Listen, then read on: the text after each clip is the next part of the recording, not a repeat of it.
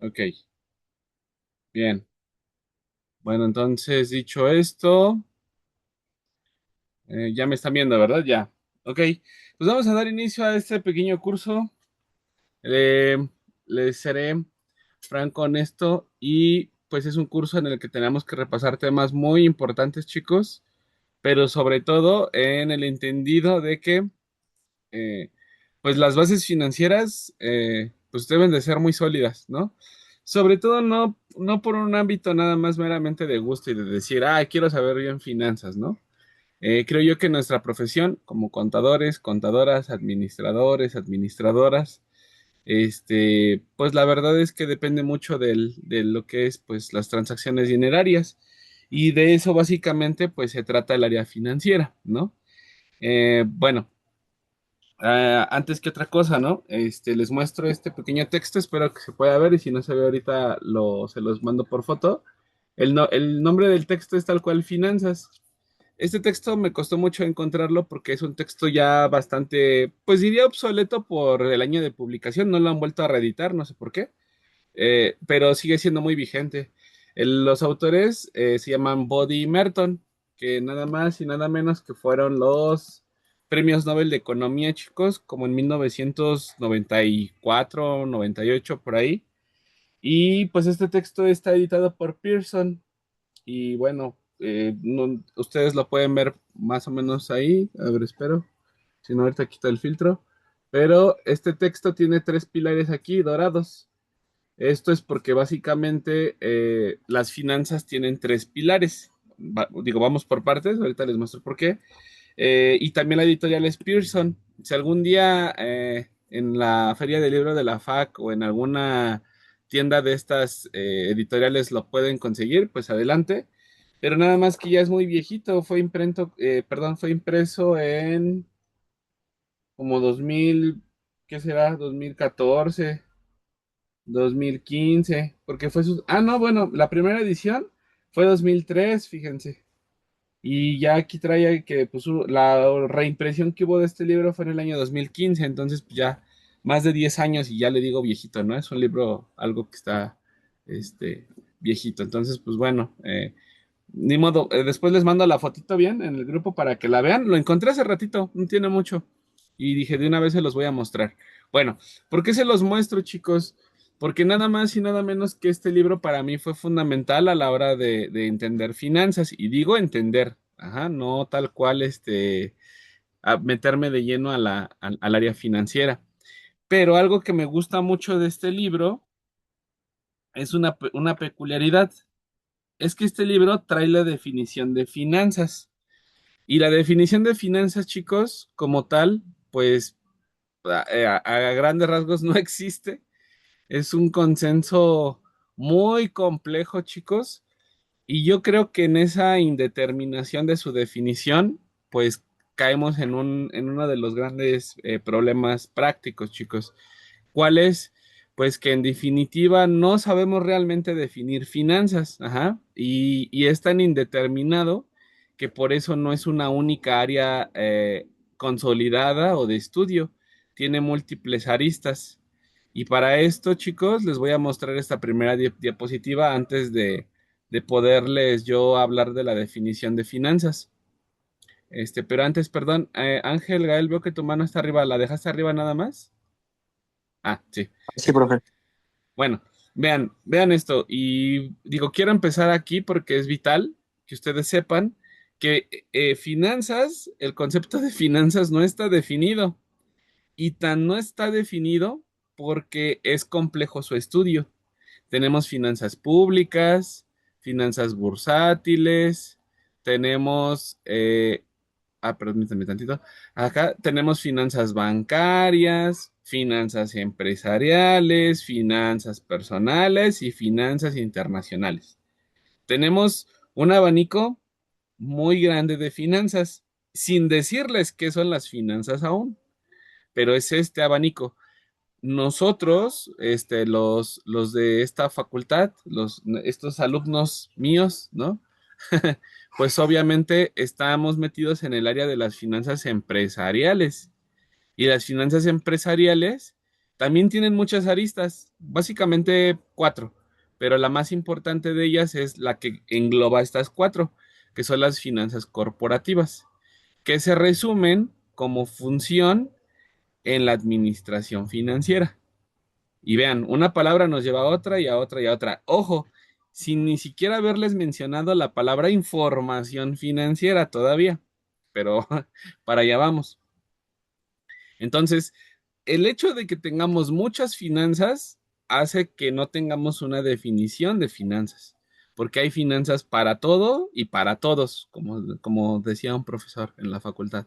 Entonces, nosotros, chicos, en nuestro perfil, nuestro plan de estudios nos define, nos encamina hacia el área de las finanzas empresariales.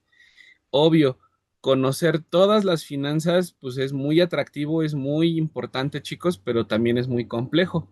Tan es así que, por ejemplo, a nivel posgrado, solo existen dos áreas, finanzas corporativas y finanzas bursátiles. Eso es en la facultad.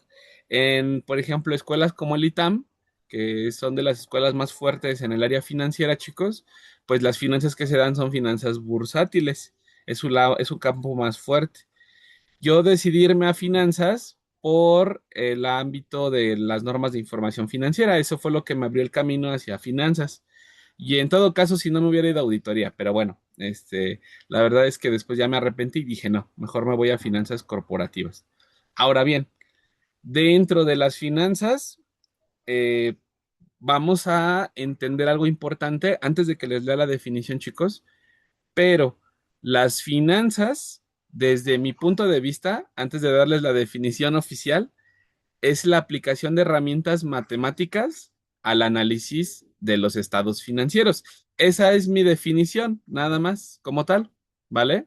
Entonces, pues hay que tener presente ese enfoque. Las matemáticas van a ser importantes aquí porque de lo contrario, pues no vamos a tener una correcta aplicación del análisis.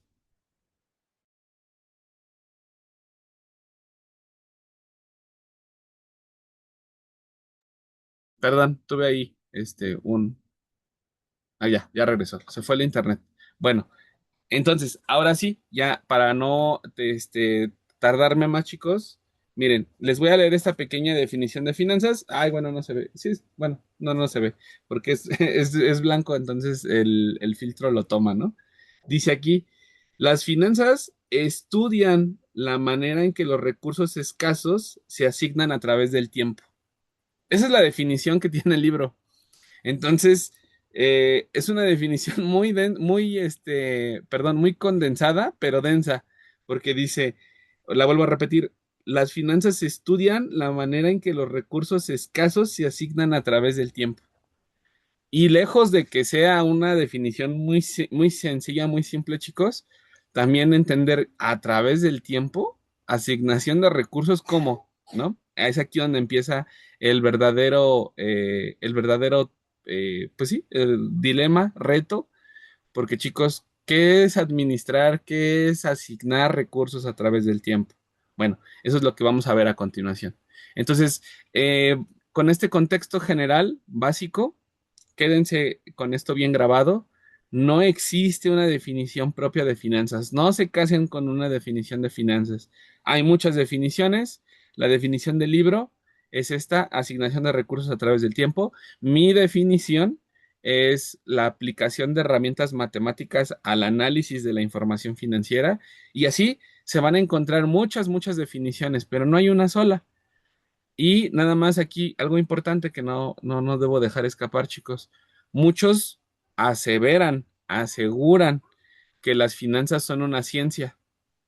No, chicos, las finanzas no son una ciencia, porque las finanzas existen gracias a las herramientas matemáticas y a que todo está evaluado en pesos, en monedas. Pero las finanzas no son una ciencia, chicos, porque si fueran una ciencia, entonces, en primer lugar, la contabilidad no tendría cabida aquí y mucho menos la administración. Las finanzas, por muy bonitas que parezcan, por muy complejas que se nos puedan presentar, chicos, Las finanzas, al final de cuentas, son una técnica, pero no son una ciencia, no aspiran al grado científico. Ajá. El grado científico se alcanza cuando tenemos un método, cuando tenemos una forma de explicar un fenómeno que se va a comportar de la misma manera, de la misma forma, y en finanzas eso no existe, chicos. ¿Por qué? Una de las respuestas que yo le doy es porque en finanzas estudiamos a la empresa, estudiamos el comportamiento organizacional, el comportamiento humano. Por ende, estudiar el comportamiento humano y estudiar el comportamiento empresarial, chicos, pues es una tarea infinita, puesto que ya sabemos que el ser humano es emocional, es un ser con una propensión a tener un alter ego mental, ¿no? A tener traumas, a tener sensibilidades o percepciones de la realidad que otras especies y otros seres humanos o naturaleza no tienen o al contrario, que nosotros tenemos y ellos no tienen, ¿no? Y viceversa. Entonces, a eso es a lo que yo me refiero. Las finanzas son complejas porque los seres a los que se les aplican estas herramientas pues, son seres complejos también. Y bueno, sin más preámbulo, chicos, pasamos a lo siguiente, ¿no? Esto, que en su momento ya se los había yo mencionado, las finanzas cobran una figura humana, personal, dentro de las organizaciones. Dentro de las organizaciones, chicos, existe el CEO, que es nada más y nada menos que el Chief Executive Officer. Y esta persona está encargada de, eh, vamos a denominarlo así, de estar al pendiente de verificar, de revisar, de analizar, de estudiar la mercadotecnia, las operaciones, los recursos humanos y obviamente el aspecto financiero, porque el aspecto financiero es una parte más de el complejo mundo de las organizaciones o de las empresas. Entonces, aquí aparece la figura del administrador financiero, quien es el CFO, y el CFO es el Chief Financial Officer, que es nada más y nada menos que el rango más alto que se puede alcanzar dentro del mundo corporativo y empresarial, chicos. El gestor, el administrador, el manager de los recursos financieros que tiene la empresa, chicos. ¿Por qué? Porque los recursos financieros, recuerden que es un área transversal que abarca, que está implícita en cada una de las áreas que componen a la organización. Entonces, los recursos financieros siempre, siempre, siempre, siempre van a ser súper relevantes a la hora de estudiar y analizar el comportamiento organizacional, ¿vale? Bueno, y ahora sí, pasamos a este entramado en el que ya tenemos que la función financiera se ejerce a través del activo, a través del pasivo y a través del capital.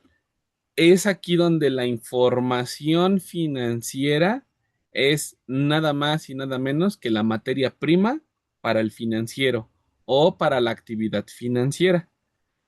Y esto por definición, ¿no? Activo. ¿Qué es un activo? Son beneficios económicos.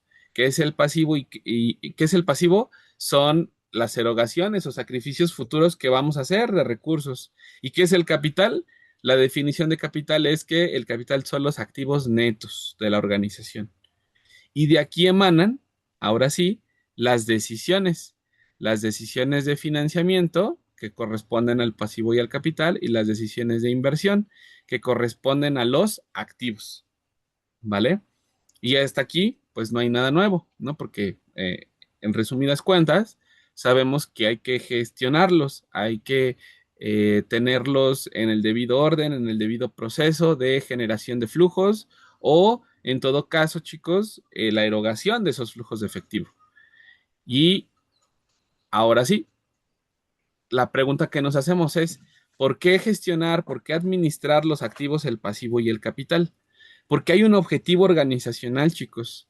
El objetivo organizacional, el objetivo de las finanzas y el objetivo de la administración financiera no es otro más que el maximización de la riqueza o maximizar la riqueza.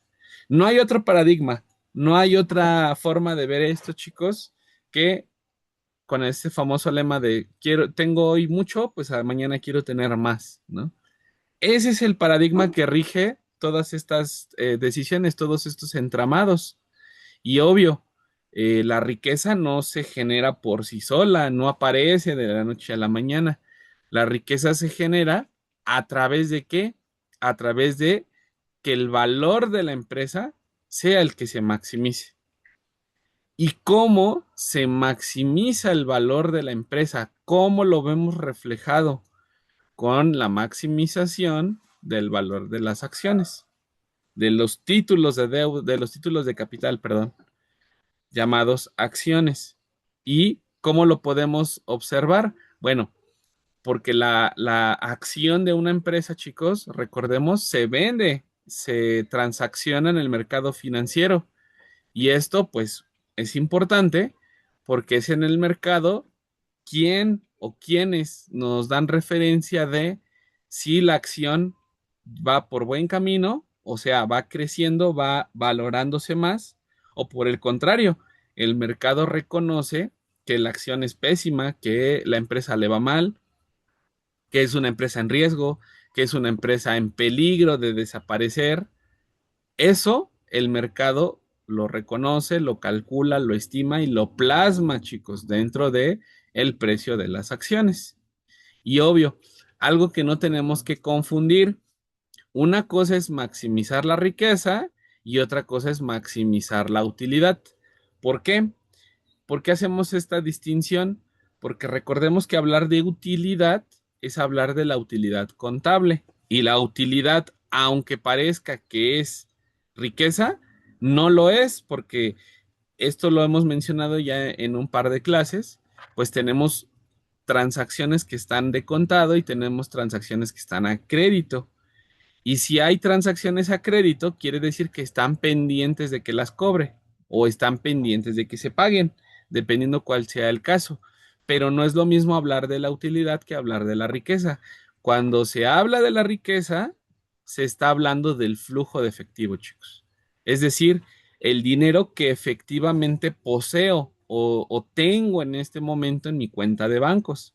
Por eso no es casualidad que el estado de flujos de efectivo sea relevante para la toma de decisiones, porque el estado de flujos de efectivo tiene o plasma la representación de qué? De la maximización de la riqueza. Se puede observar, se puede analizar si la empresa ha generado o no riqueza. Riqueza con base en qué o hacia dónde, hacia la compañía, hacia el valor de la acción. Ujú. Bueno, no sé si hasta aquí hay alguna duda, algún comentario, chicos. ¿Se ha entendido bien? Sí, todo bien. Va que va. Gracias. Bueno, seguimos entonces. Bueno, hay, hay un dilema muy grande dentro de las finanzas. Eh, Dentro de la parte teórica de las finanzas, chicos, tenemos dos grandes campos. Uno de ellos, y es el que acabamos de leer. Si tú quieres tener una buena administración financiera, que el CFO tome buenas decisiones, ¿cómo lo hace? ¿Cómo lo logra? Bueno, lo va a lograr a través de el correcto análisis de la información. Vale, pero ¿qué sucede o qué sucedería si la información que el contador, la contadora genera es deficiente, está amañada, está maquillada, está incompleta? ¿Qué sucede? Bueno, lo que sucede, chicos, y es uno de los grandes dilemas dentro de la teoría de las finanzas, es cómo estudiar a las empresas que han sido más rentables y por ende, cómo se estudian a las empresas que han quebrado. Y la respuesta que siempre se da, chicos, a estos dilemas es que existe un problema de información asimétrica. Es decir, que las empresas más exitosas son las empresas que tienen los mejores sistemas de información y por ende, no solo los mejores sistemas de información, sino las mejores empresas que gestionan su información. O sea, no solamente es la realización de la información y que todo esté bien y que todo esté con base en las NIF, sino que también tengas el mejor sistema, el mejor software para tener la información en tiempo oportuno y por ende tengas la capacidad de tomar la decisión en el tiempo correcto bajo los parámetros correctos. Y ese problema se le denomina como información asimétrica. ¿Por qué? Porque chicos, la gestión financiera depende al 100% de qué? De información. Pero ¿qué pasa cuando esa información no es completa? O bien está manipulada, o bien puede estar maquillada. Y entonces, ¿con qué dilema nos topamos, chicos? Con que muchas veces el riesgo de las empresas o empresas que no llegan a ser exitosas no solo es por su producción, no solo es por su mercadotecnia, no solo es por el control interno. A veces el problema de las empresas recae 100% sobre la información. Y entonces es aquí donde cobra relevancia que las finanzas necesitan de información veraz, oportuna, comparable, verificable. Y por eso es que nosotros, los contadores, los administradores, estamos metidos en este tema llamado finanzas, porque nosotros somos los que hacemos la información. Y si nosotros hacemos esa información, nosotros somos responsables de esas decisiones que adentro se van a tomar. Es así como se vinculan estos dos campos, estas dos grandes áreas, chicos, la contaduría y las finanzas, porque las finanzas es la aplicación de técnicas o herramientas matemáticas ¿a qué? A la información financiera. Entonces, pues obvio, ¿no? Siempre va a haber problemas de información incompleta o información falsa. Continúa acá y podemos ver un problema. El problema se le denomina, chicos, como el problema de agencia. ¿Por qué? Porque obviamente dentro de las sociedades, ¿qué ocurre? ¿Qué acontece? ¿Qué sucede? Sucede que los accionistas tienen un interés. ¿Qué interés tienen, chicos? El interés de maximizar su riqueza, lo leímos más arriba. Pero del otro lado, ¿a quiénes tenemos? A los administradores, a los contadores, a los financieros, a los de tecnologías de la información. ¿Y ellos qué intereses tienen? Pues tienen el interés de obtener su salario, de obtener bonos, de obtener compensaciones laborales. Ujú, pasivos laborales, dicho sea de paso. Entonces, a esto, chicos, se le conoce como el problema de agencia. Y ustedes dirán, bueno, ¿qué tiene que ver esto con mi introducción al área financiera? Bueno, que nosotros somos una parte, somos un brazo, por así llamarlo, de todo el complejo, de todo el entramado llamado, pues, sociedad anónima. Porque la sociedad anónima es una empresa, es un ente moral, es un ente jurídicamente independiente de sus accionistas y ya sabemos todo ese embrollo del tema del postulado básico de identidad económica, etcétera, etcétera. Pero nosotros, chicos, debemos de reconocer que adentro hay personas que tienen un interés sobre otros. Y entonces a ese problema se le conoce como el problema de agencia, chicos. ¿Por qué? Porque la sociedad, la empresa, tiene que funcionar, sí, pero tiene que funcionar desde dos enfoques.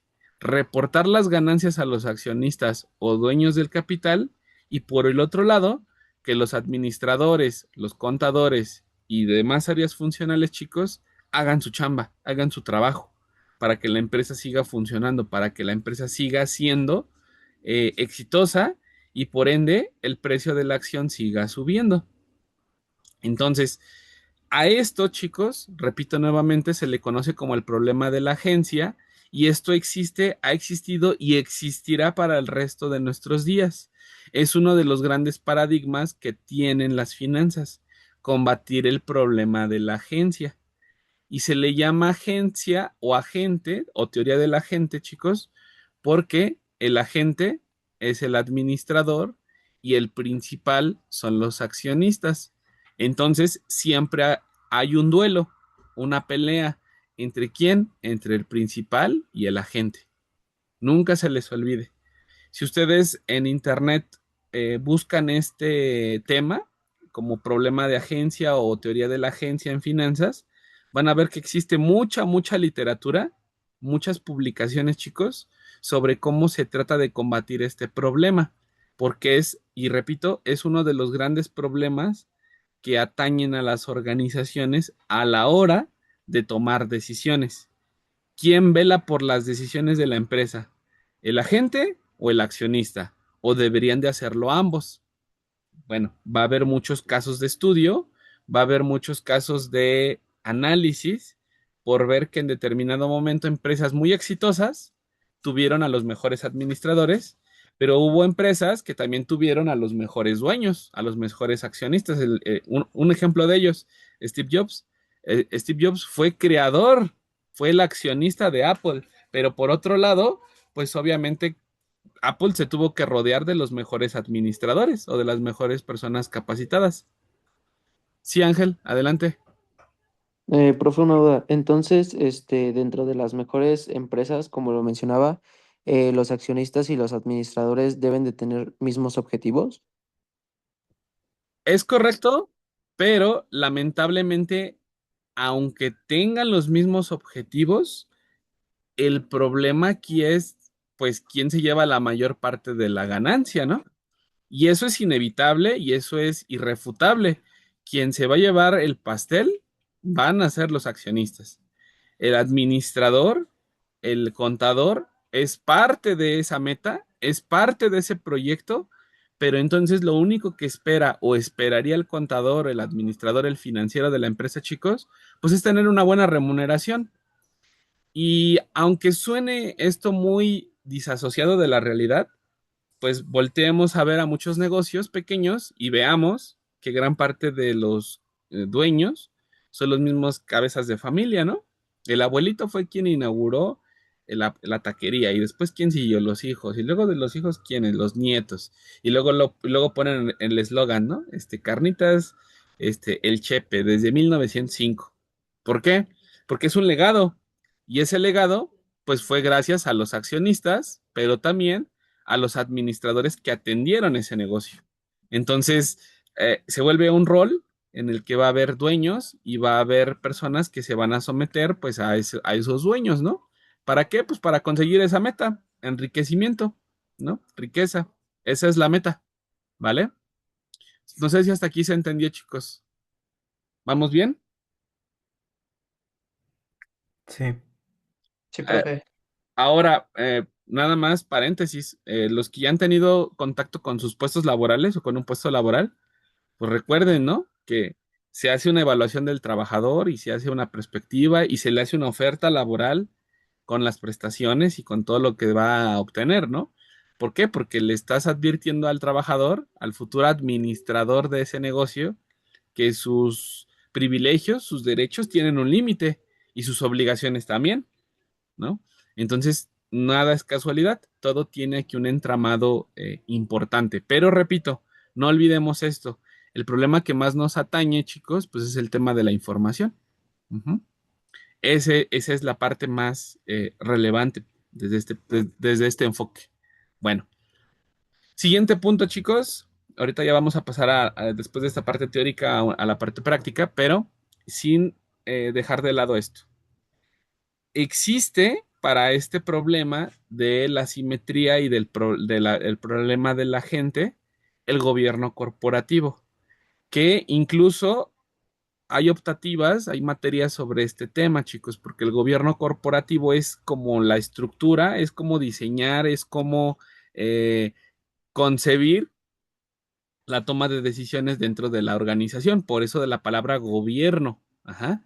Y bueno, el gobierno corporativo se puede definir como el conjunto de acciones directivas seguidas por la organización a fin de lograr razonabilidad, rendición de cuentas, transparencia y responsabilidad.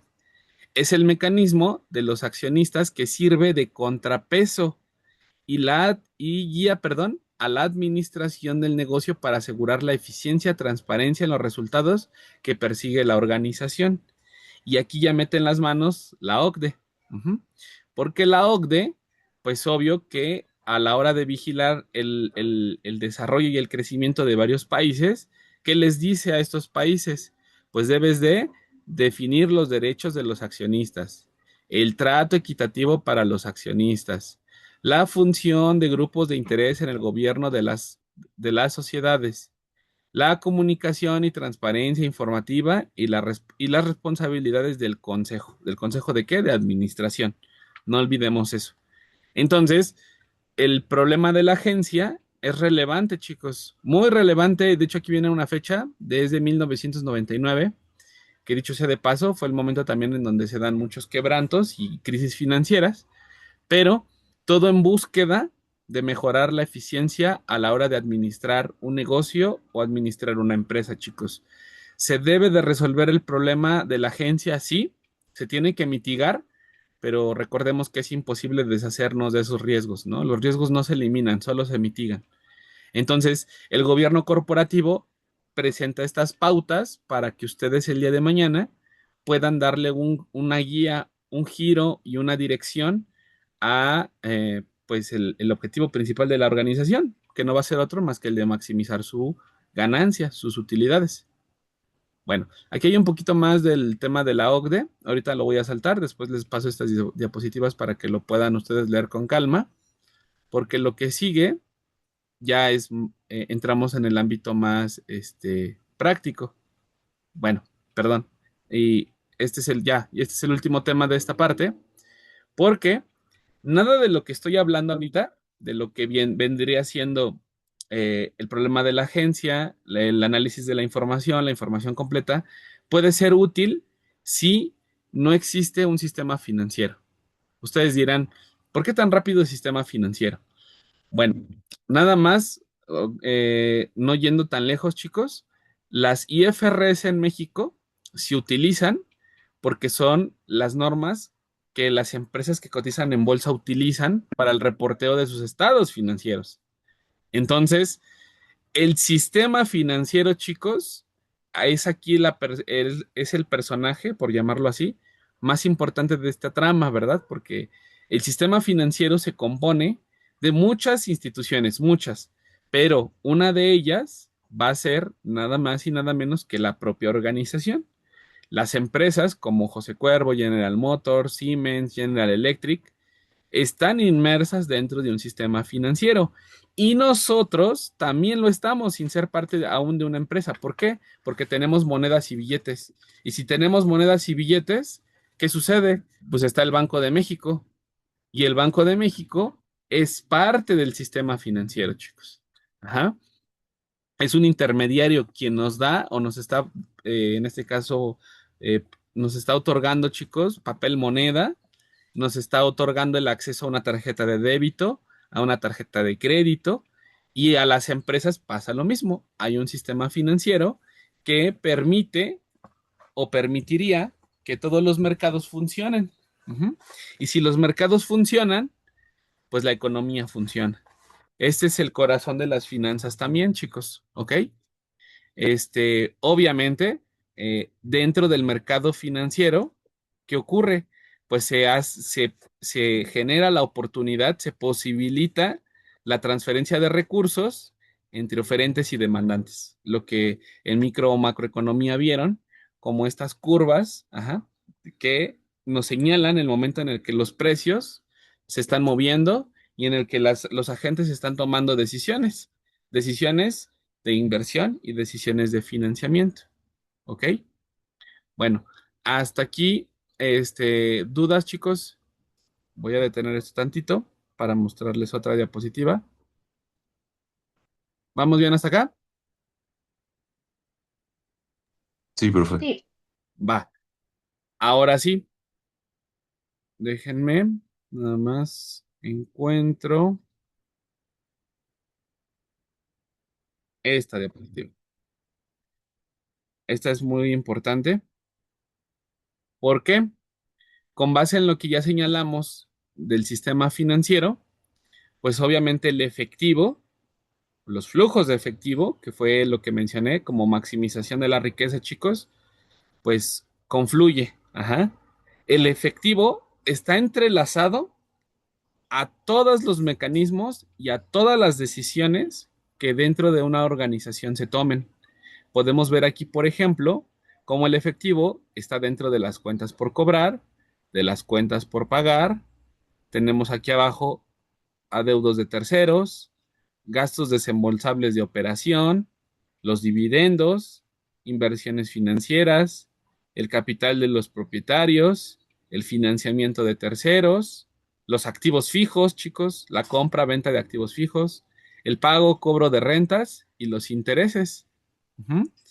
El efectivo termina por ser el foco principal del análisis financiero, chicos. Es ver si el efectivo que obtengo hoy, de dónde viene, de dónde procede y sobre todo, qué voy a hacer con él, con qué propósito, con qué meta, maximizar el recurso, maximizar mi riqueza, como, bueno, en comparación a el año pasado, al mes pasado. Entonces, muchas, metas que tenemos, ¿ok? Pero el efectivo es parte fundamental de todo el entramado, absolutamente de todo, chicos. Sin esos flujos, la empresa, eh, pues, no tendría existencia, no tendría una razón de ser. Y algo que nunca se les debe de olvidar es que la economía en la que vivimos, en la que existimos, es una economía monetaria. Sin dinero no existe, no habría una realidad que describir, chicos. Y eso era algo que yo les mencionaba, ¿no?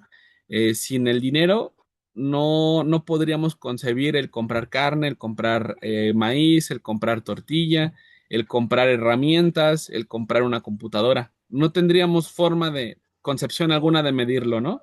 Se dice que pues existió el trueque y que existieron mecanismos alternativos, ¿no? Pero pues habría que preguntarnos qué tan eficientes fueron, ¿ok?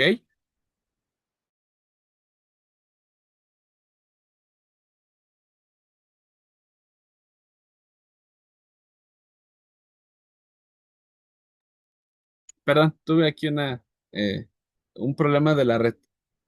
Bueno, entonces, ahora vamos a esta parte. Dejamos la parte ya, teórica, chicos, para pasar a esto.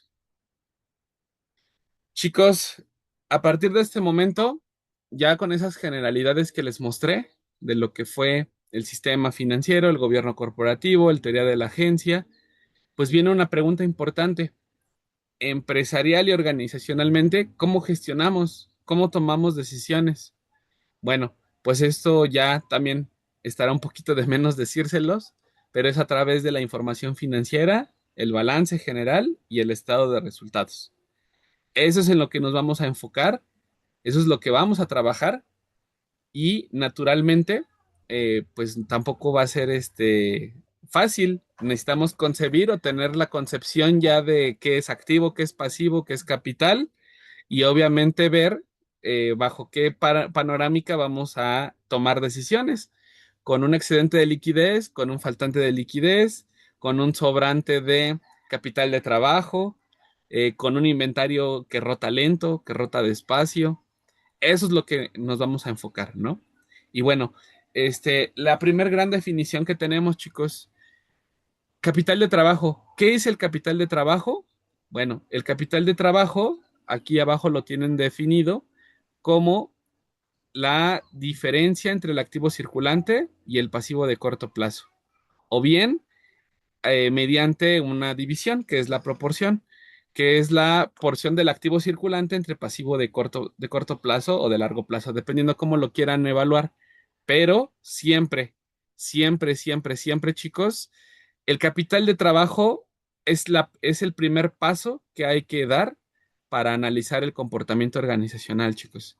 Y el capital del trabajo se define nada más y nada menos como el efectivo o el activo que tengo para afrontar mis compromisos en el corto plazo o también en el largo plazo, dependiendo cómo lo quieran medir, ¿no? Porque, pues, Aquí lo relevante es saber si tengo o no tengo liquidez, ¿vale? Y ahí es donde vamos a empezar. Entonces, ahora sí, para ser un poco más analítico, les voy a compartir rápidamente aquí vía el chat de WhatsApp. Si no están en una computadora, no se preocupen, ahorita se los comparto por el WhatsApp para que lo puedan tener también, chicos. Ustedes me dicen ahorita si lo visualizan. Entonces les voy a mandar. Bueno, ya se trabó acá. En un segundo. Si están en la computadora, sí los va a dejar visualizar. Si están en un teléfono o en una tablet, a veces no los deja descargar esta información. ¿Por qué? Pues porque por el formato que tiene que es Excel, ¿no? Y cuando es Excel, pues ya saben que las computadoras se ponen muy difíciles, ¿no? A la hora de abrirlos. Aquí, acá, listo. A ver, ahí va. Y listo. Ya se los envié. Si ya lo visualizan, me avisan. Y si no, pues ahorita aquí lo voy a proyectar de todos modos también para que lo puedan ir siguiendo. Voy a abrir el caso de. Les mandé Liverpool. Les mandé. En un segundo, por acá. Tenemos acá Liverpool, Soriana. Voy a abrir Liverpool y Soriana, que son los dos ahorita que, pues digamos que se parecen. Después comparamos contra Chedraui, ¿no? A ver cómo nos va el análisis ahí.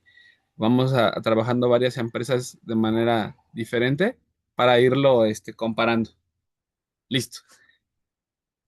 ¿Ya pueden ver mi pantalla, chicos? En este momento. Sí, profe. Sí, Va. maestro. Bueno, entonces, acabo de abrir el de Soriana.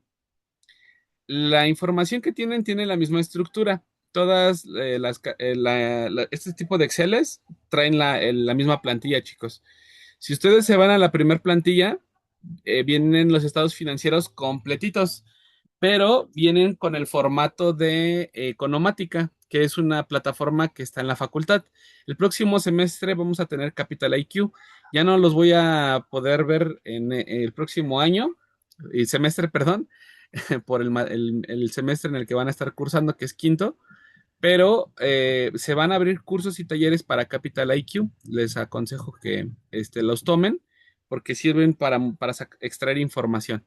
Bueno, aquí lo que ya podemos observar, chicos, son los estados financieros, el balance y el estado de resultados a nivel analítico. Está completito el estado financiero. Después vienen unos indicadores de mercado. Estos indicadores de mercado, chicos, están en materia bursátil y lamentablemente no nos da el tiempo ni la vida para verlos todos, pero cada uno de ellos son razones e indicadores financieros que existen. Y si les soy honesto también, no todos son útiles, son referenciales nada más, pero las plataformas los calculan de manera automática. Esto, recuerden, ya está ultra mega avanzado. Ya tenemos la IA a todo lo que da y estas plataformas ya los descargan con esos análisis. Ojo, con la aplicación del método nada más no trae ¿cómo se le dice? La descripción completa de la herramienta, nada más lo calcula, pero pues otra cosa es que tú le entiendas, ¿no? Y que tú lo puedas aplicar. Vienen indicadores de mercado, que no es lo mismo, ¿eh? Estos indicadores financieros son de liquidez, son de estructura de capital, de rentabilidad, ¿no? Son unas razones financieras medio exóticas.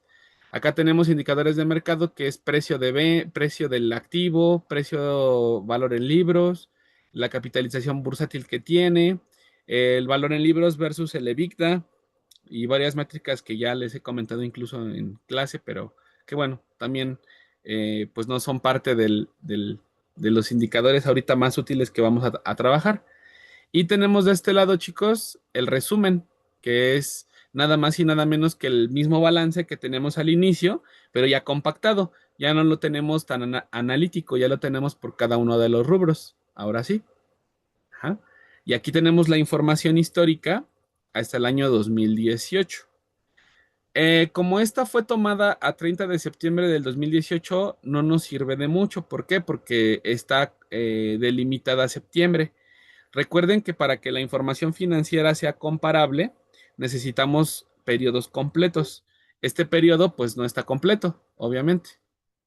Ah, bueno, ya se movió. Creo que... ¿Dejaron de ver el Excel, chicos? ¿O lo siguen viendo? Lo seguimos viendo. Ah, excelente.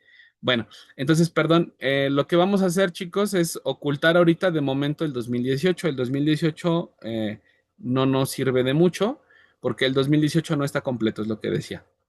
Bueno, entonces, ¿qué vamos a hacer aquí? En esta primera parte vamos a calcular el capital de trabajo de la empresa Soriana.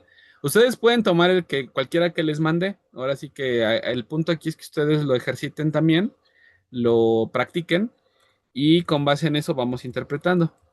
Ahorita abro otra empresa. Voy a empezar con Soriana. Capital de trabajo. Entonces, el capital de trabajos no es otra cosa más que el activo circulante menos el pasivo de corto plazo.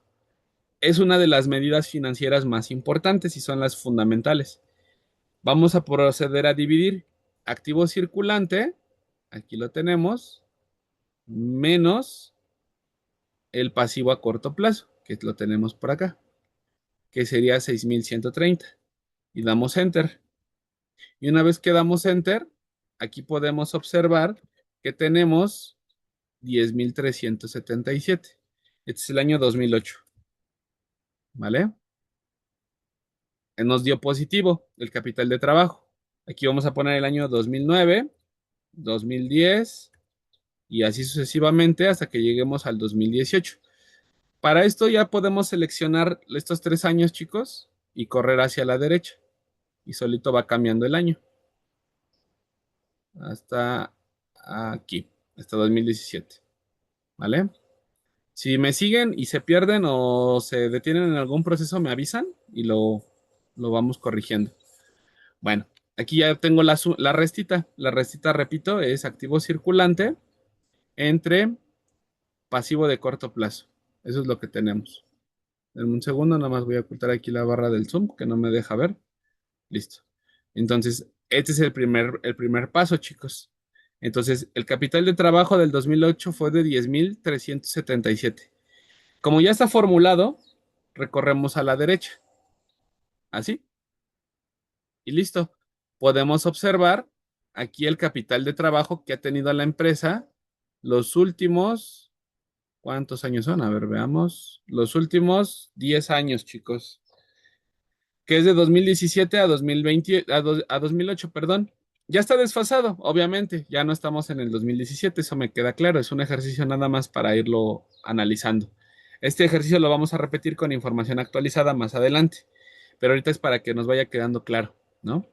Bueno, en resumidas cuentas, tenemos números positivos y números negativos. No hay más. Ajá.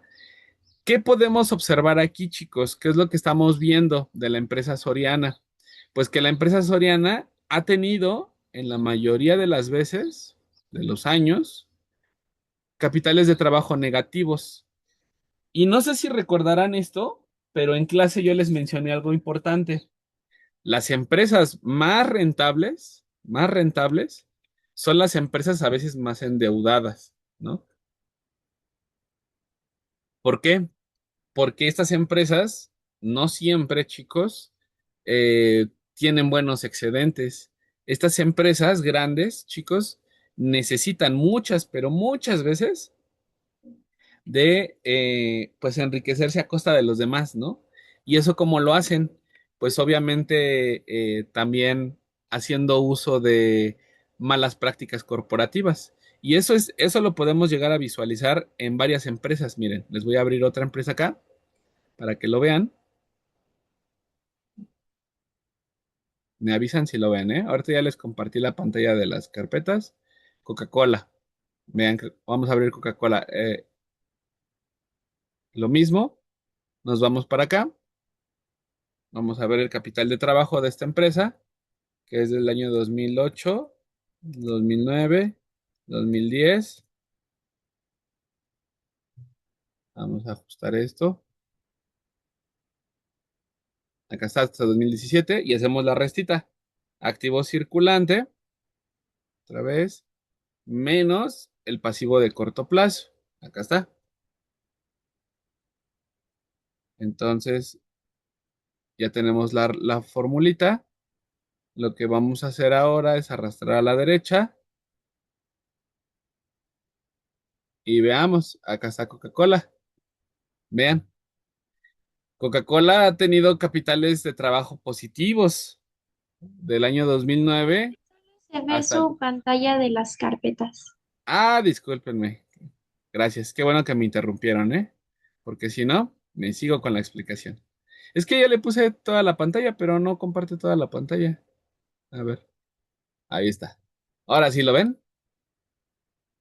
Gracias por la Sí, ya, observación. gracias. Excelente. Ahí está. Miren, este es el resultado que obtenemos de Coca-Cola. Del año 2008 hasta el año 2017. 2018 ahorita no lo estoy trabajando porque está incompleto, pero pueden observar cómo tenemos aquí cada uno de los periodos. Ahí está. Así es como se ve el capital de trabajo de esta empresa. Y de igual forma, hay años donde tiene excesivos capitales de trabajo positivos, porque la información está en millones de pesos. Son 16,348 millones de pesos, chicos. Es un número muy grande. Ajá. Este fue FEMSA, o mejor dicho, Coca-Cola, como se le conoce realmente, ¿no? Miren, vamos a ver, abrir Chedraui. A Chedraui le vamos a hacer el mismo ejercicio, chicos. El mismito. Del año 2008. Acá, dejen copio los números de FEMSA. Lo pasamos para acá. Y vamos a hacer la restita otra vez. Este Chedraui, perdón, activo circulante menos pasivo de a corto plazo. Y vean qué sucede. Arrastramos a la derecha y vean esto. Todos, todos los capitales de trabajo de Chedraui, todos son negativos, absolutamente todos. No hay ningún positivo. Y les digo yo, es una empresa de buena reputación y que todo el mundo puede pensar, es muy rentable. Sí, pero no tiene capital de trabajo. Su capital de trabajo es negativo. ¿Cómo opera entonces Chedraui? Ustedes se preguntarán, ¿no? Porque pues hay que responder esas preguntas. Oye, pues si esta empresa con sus activos no puede pagar sus pasivos, ¿cómo le hace entonces? Son de esos tabús con los que yo les decía al inicio de la sesión, nos tenemos que estar siempre, pues cuestionando, ¿no? ¿Por qué? Pues porque las finanzas no es algo definido, no es algo que esté sólidamente consolidado, porque el caso Chedraui, pues no hay capital de trabajo positivo, chicos, no, esta empresa durante estos años, eh, puedo llegar a inferir, no ha tenido buenos desempeños, buenos resultados, y ahora vamos a ver el estado de resultados para que se den una idea, ¿no? Acá, vean. Ha tenido utilidades, sí, sí las ha tenido, pero realmente opera de manera eficiente. Es una empresa que puede llegar eh, vamos a decirlo así, a denominarse exitosa, rentable por todo lo que ha hecho, lo que ha generado. Bueno, pues el capital de trabajo ahorita nos está diciendo que no. La empresa no tiene una buena posición en su capital de trabajo. Vean FEMSA o Coca-Cola, solamente tiene un año negativo, que es este. Todos los demás años han sido positivos. Y obvio, ¿no? Cuando ya volteamos a ver a Coca-Cola, pues decimos, oye, mano, pues Coca-Cola es un monstruo, ¿no? Coca-Cola debería de ser más bien un monopolio. Sin embargo, por definición no lo es, pero tiene capitales de trabajo positivos y muy altos, muy, muy altos. Veamos ahora a Liverpool, ¿no? Acá a Liverpool creo que no le he sacado el cálculo, ¿no? Todavía no se lo saco. Vean, les voy a sacar rápidamente el calculito para que lo vean todos y lo podamos ir analizando. Activo circulante menos pasivo de corto plazo. Acá está. Y podemos ver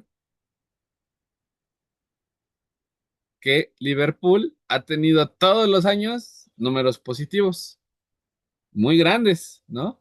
Vean, en el 2016 su capital de trabajo es de 39.533 millones de pesos, chicos. Un monstruo esa empresa. Ajá. Y bueno, entonces, con esta primera medida financiera, chicos, la pregunta que nos tenemos que resolver hoy es, ¿qué es el capital de trabajo?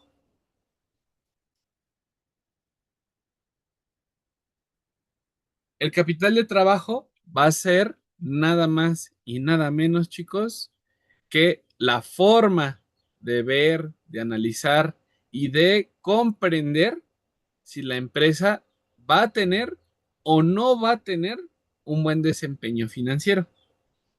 Y es eso nada más. ¿Es dinero que ya posee la empresa? No, no es el dinero que va a tener la empresa ya. Vamos a ver por qué.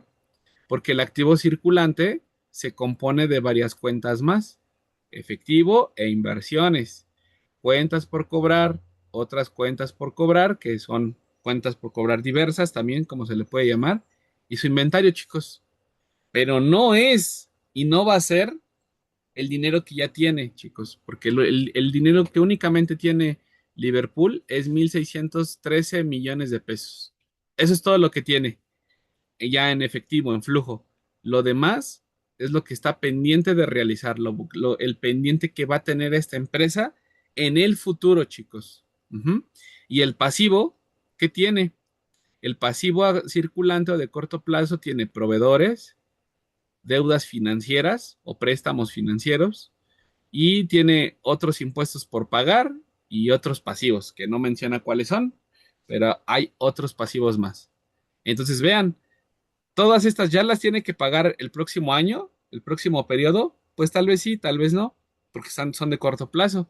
Los impuestos pues se pagan sí o sí el 17 de cada mes, pero a tus proveedores pues en teoría les vas a pagar, pero quiero que observen la cuenta todos los años, absolutamente todos los años, ha tenido saldo. Entonces, esta cuenta no llega a cero, esta cuenta sigue creciendo. Véanlo ustedes mismos, cómo va de 5,000 pasa a 22,000 pesos, 22,387 millones de pesos, perdón, ya para 2018. Entonces, chicos, hasta aquí, ¿dudas con lo que es el capital de trabajo? ¿Se ha entendido la concepción de capital de trabajo? Sí, profe. ¿Sí? ¿De veras, de veritas?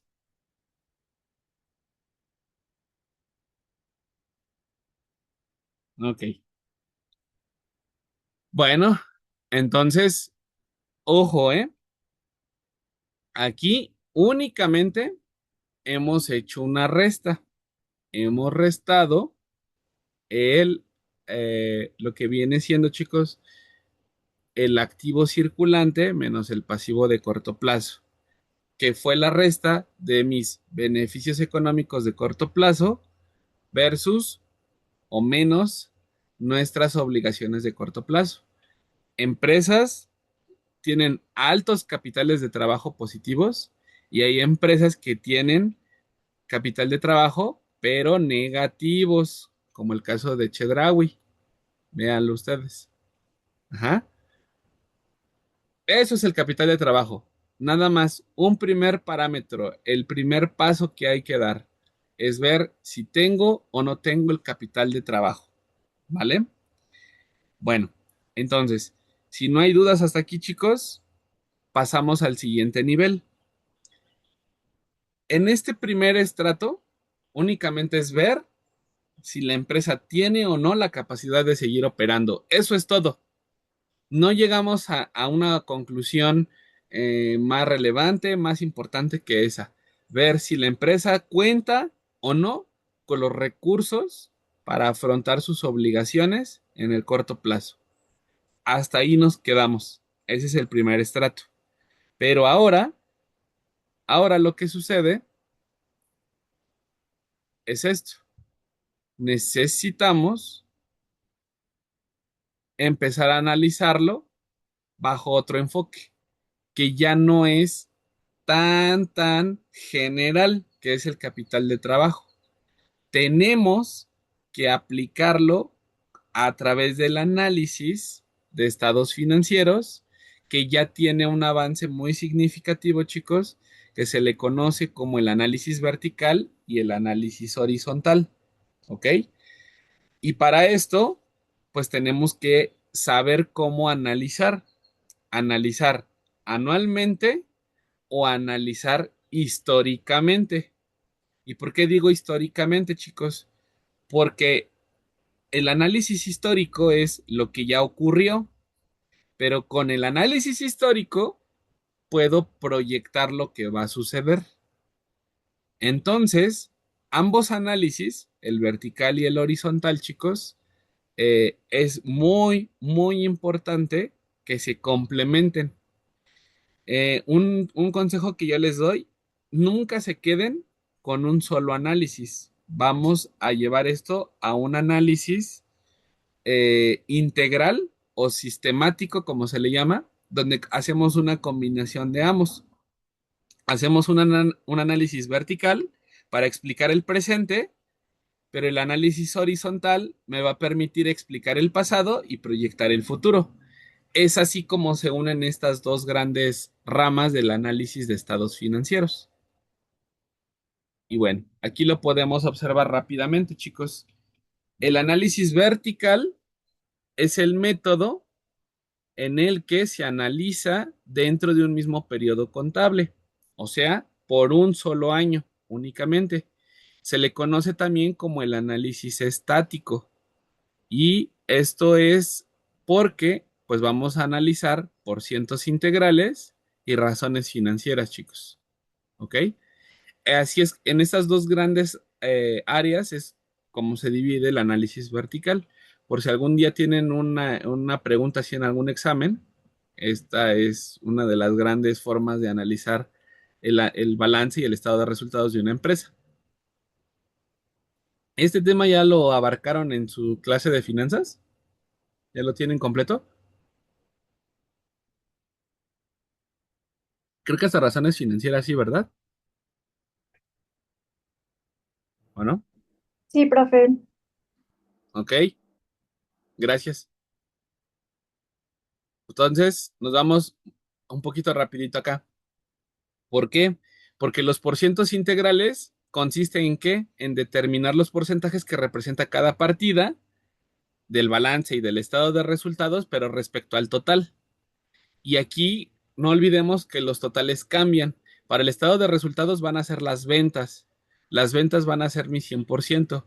Y para el balance va a ser mi 100% el activo y 100% el pasivo y el capital, porque recordemos que son las dos caras, ¿no? El pasivo y el capital deben de sumar el 100 y el activo también debe de sumar el 100, porque si no, entonces, pues no habría forma de comparar cada una de las partidas que lo integran, ¿ok? Bueno, entonces, las razones financieras es un análisis para establecer las relaciones entre qué, entre una o varias variables del estado financiero. ¿Por qué? Porque son relativas. ¿Han escuchado el término relatividad? ¿Qué es relativo? ¿Lo han trabajado ese término antes, chicos? ¿No? No. ¿Nadie, nadie? Creo que no. Bueno, es que ahorita ya no puedo visualizarlos. Ah, sí, ya puedo visualizarlos acá. Chicos, el concepto relativo, a mí me lo enseñaron que es una comparación alegórica. Y otra vez aparece otro término raro, alegórico. ¿Cómo que alegórico? Sí, si yo les digo, eh, caminar es a piso, como nadar es a mar, ¿no? O, ejemplo, fútbol es a patear, como básquetbol es a encestar.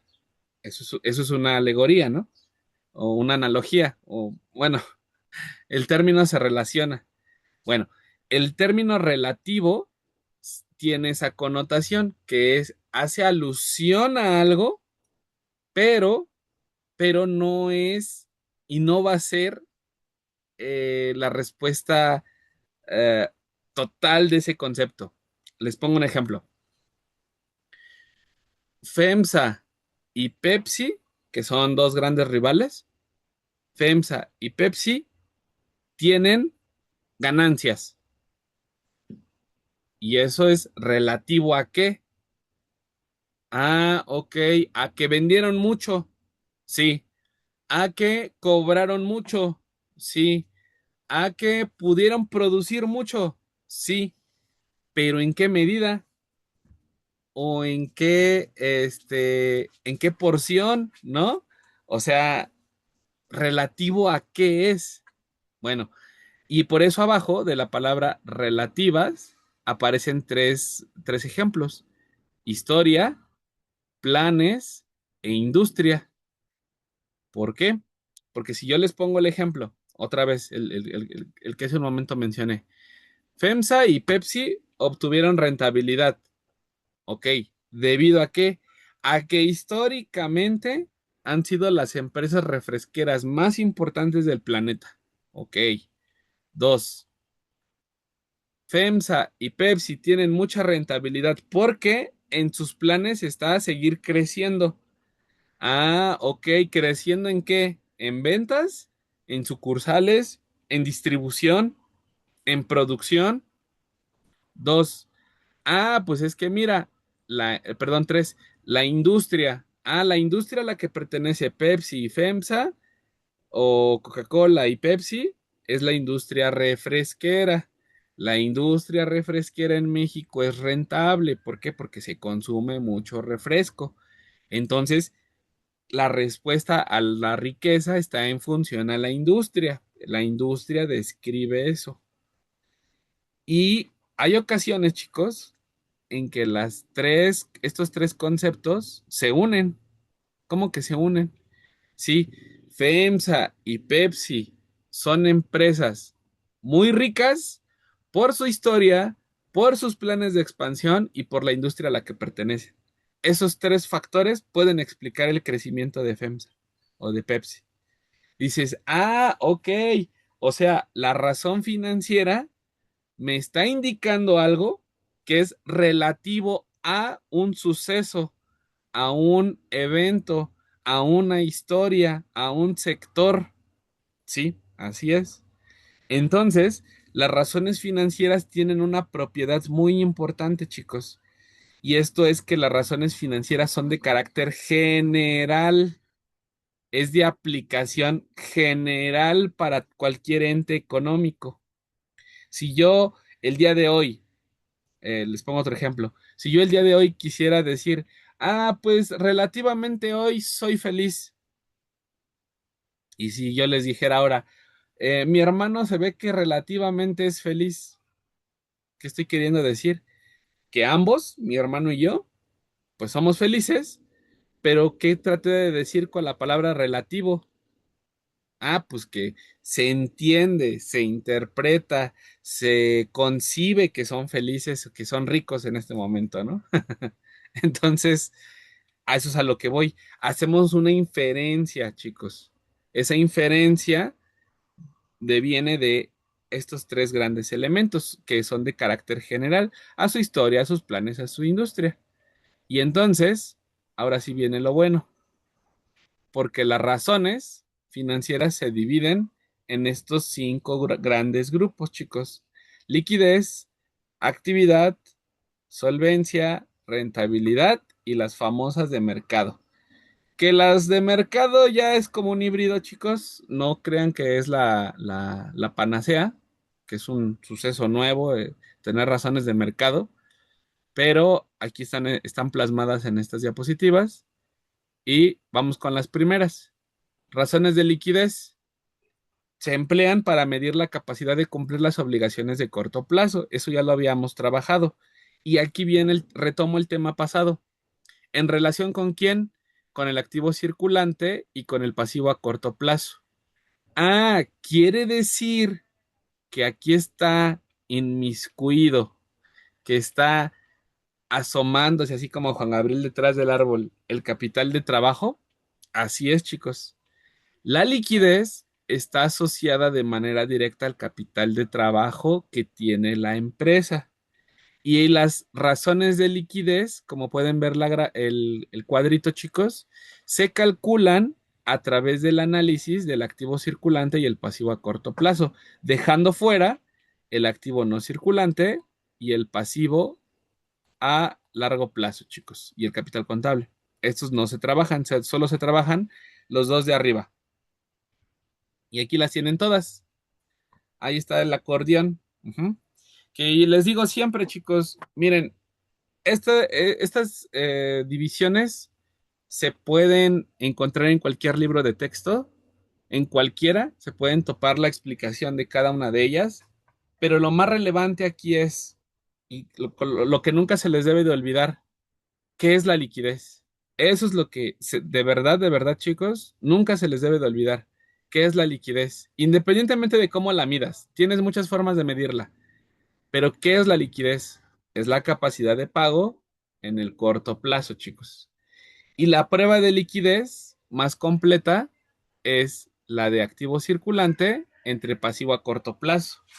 Ah, quiere decir que si yo me voy aquí, que fue la de Liverpool, y ahora yo digo activo circulante entre pasivo de corto plazo, lo que voy a hacer es hacer una división. Activo circulante entre pasivo a corto plazo. Y aquí lo tienen, chicos. Vean, acá está. ¿Qué es? ¿Qué significa el 2.16? A ver, alguien del público que se anime a interpretar. ¿Qué es el 2.16, chicos? ¿Qué significa? ¿Cómo se lee? Adelante, Era, Miguel. Ah, perdón. Bueno, sí, Miguel levantó la mano. bueno, según lo que yo he visto, era que si tenía más de uno, era que sí tenía la capacidad para pagar las deudas. Si tenía el uno era que estaba corto, o sea, de que si tenía justo para pagarlas. Y si tenía menos de uno, no podía, pues, pagar las obligaciones. Ok, va por ahí, bien. Adelante, Jocelyn. Después va Montserrat. Adelante, Jocelyn. Pues el 2 es que puede pagar, o sea, con su activo circulante, que es tanto el efectivo como, pues, como ya teniendo en cuenta igual lo del inventario y todo eso, puede pagar sus deudas a corto plazo 2 veces. Muy bien, excelente. Jocelyn ya le agregó algo aquí, veces. Adelante, Montserrat. Podría ser que por cada peso de deuda puede pagar 2.16 pesos. Muy bien, excelente. Por cada peso de pasivo a corto plazo, la empresa tiene la capacidad de pagar 2 pesos con 16 centavos. ¿Ok? Así es como se lee el 2.16. Y vean cómo le dimos lectura, chicos. Le dimos lectura por pesos, o sea, por cada peso tengo 2 pesos 16, pero sus compañeros también mencionaron otra forma. Por cada deuda que tengo 2 veces para pagar esa deuda, 2.16 veces. Y su primer compañero, que ahorita no recuerdo su nombre, perdón, mencionó algo importante. Mencionó que tiene la capacidad de pagar en 2 veces esa capacidad, o sea, tiene una doble capacidad para hacer ese pago. Ajá. Entonces, de ahí viene que si yo arrastro esto hacia la derecha, puedo ir viendo cómo va evolucionando ese indicador, así hasta 2018, ¿no? Vean. Y en todas las que tenemos calculadas hasta este momento, chicos, tenemos un número superior al 1. y su compañero lo mencionó hace un momento. ¿Por qué, chicos? Ah, mira, porque si yo tengo 10 pesos y debo 10 pesos, si hago esta división, 10 entre 10 me da 1. Ah, tienes 10 pesos y debes 10 pesos. Ah, pues entonces tu cociente es 1. Tienes una vez la capacidad de pago. Ah, pero ¿qué pasaría si yo tengo 20 pesos? Tienes dos veces la capacidad de pago. Ah, si tienes 50 pesos y debes 10, tengo 5 veces la capacidad de pago. Y aquí, chicos, regresamos al inicio de este pequeño curso, cuando les mencioné, hay que tomar decisiones. ¿Qué decisiones podemos tomar? Bueno, chicos, nada más y nada menos que a partir de la liquidez, aquí lo voy a anotar, puedo tomar la decisión de invertir. Aquí es donde por primera vez aparece la palabra inversión o invertir, porque si me sobra dinero para pagar, pues puedo invertir en algo ese dinero. Ajá. ¿Por qué? Porque tengo la capacidad de pago. Y si tengo esa capacidad de pago, naturalmente, ¿qué? Bancos, ¿qué? Arrendadoras, ¿qué? Cajas de ahorro me van a prestar dinero si decido ir a pedir prestado, porque tengo liquidez para afrontar esas obligaciones, chicos. ¿Sí? Por eso la palabra que hace rato estaba tratando de explicar, la de relativo, cobra mucha relevancia, chicos, porque toda decisión queda relativa en función a lo que estoy calculando. Ajá. Y por si ustedes no se han percatado aún, yo ya hice el análisis horizontal de la información, porque ya estoy analizando no solo un año, chicos, ya estoy analizando todos los años de estudio que tengo hasta este momento, que es el año 2017, chicos. Entonces, por eso es importante que no olvidemos que el análisis siempre se va a componer de un análisis vertical y de un análisis horizontal. Siempre va a ser muy óptimo mezclar ambos, siempre, porque de lo contrario, chicos, pues nuestro análisis queda limitado, queda sesgado a un parámetro nada más, ¿verdad? Ahora, caso 2, rápidamente. El caso 2 es este. Este es el caso de Chedraui. Si yo agarro y aquí hago la misma operación aritmética, que es una división, activo entre pasivo a corto plazo, me voy a llevar una sorpresa, que el indicador de liquidez no llega ni siquiera al 1, ¿verdad? ¿En cuánto se está quedando? Se está quedando en 0.66 o 0.660. Y ahí, chicos, ¿qué quiere decir esto para Chedraui? Y vean, voy para acá, a la derecha. Adelante, Jocelyn. Pues que en dado caso que le pidieran a realizar el pago inmediato de su deuda en el pasivo de corto plazo, no podría pagar pues la deuda completa. Así es, correcto. El indicador de liquidez no llega ni siquiera al 1, chicos.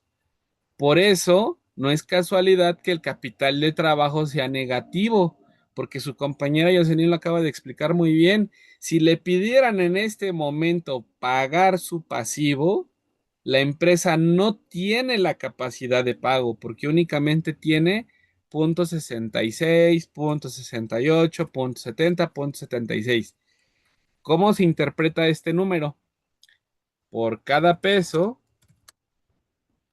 de deuda de corto plazo, la empresa únicamente tiene para el primer año, por ejemplo, 0.66 centavos. Ajá, para cubrir ese pasivo de deuda, chicos. Y aquí aparece la segunda decisión financiera que existe, chicos. La decisión de financiamiento. ¿Por qué? Ah, pues porque dices, oye, pues no te alcanza para pagar tus deudas. Entonces, ¿qué hago? Hay que ir a pedir dinero, sí o sí. Hay que ir a pedir dinero prestado ¿a dónde? Pues a los bancos. ¿Y cómo les vas a ir a pedir prestado si no tienes la capacidad de pago en este momento? Entonces, la decisión de financiamiento, chicos, es muy relevante, pero es polémica, porque ¿cómo vas a pedir prestado algo que no puedes ni siquiera cubrir de momento? Ujú.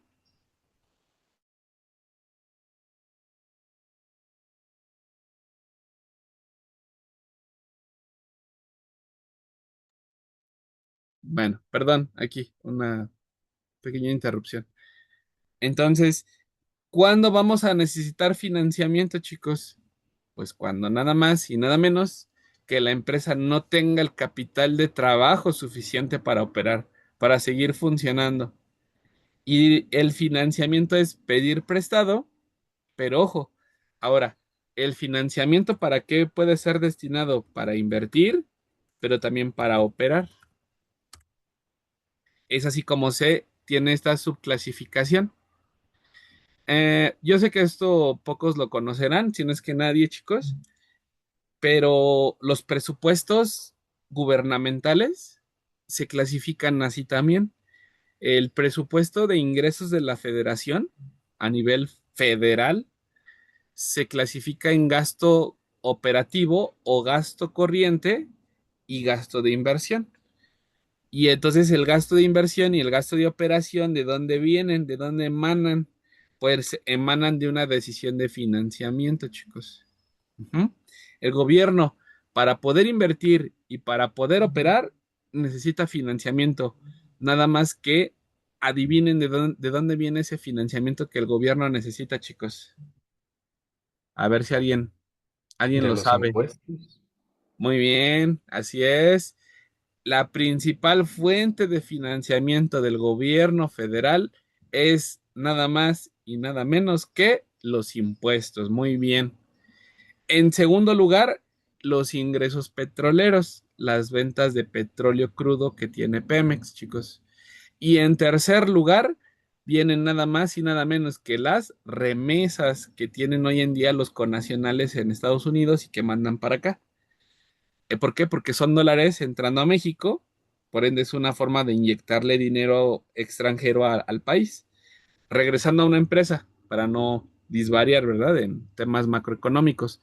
Pero las decisiones de financiamiento, pues el banco siempre nos las va a cuestionar. O las quieres para invertir o las quieres para operar.